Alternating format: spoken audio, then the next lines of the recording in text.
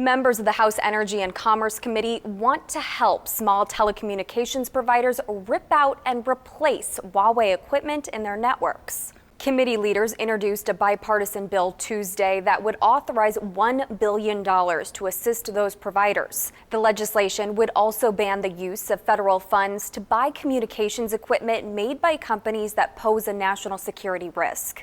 The bill specifically calls out Huawei and ZTE. The U.S. has long believed Huawei devices pose a national security threat, and it's even pressured its allies to move away from working with the tech giant. Earlier this year, the Justice Department charged Huawei and its chief financial officer with working to bypass U.S. sanctions on Iran. The Trump administration later placed Huawei on a trade blacklist that bans American companies from selling components to the tech firm without first getting government approval.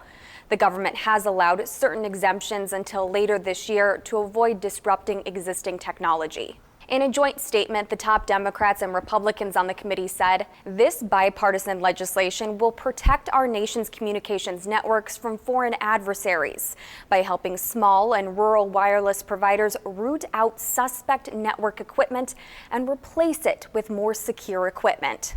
The Senate Commerce Committee approved a similar bill in July that would provide up to $700 million in grant money to remove Huawei and ZTE communications equipment. Neither piece of legislation says where the money to help providers would come from.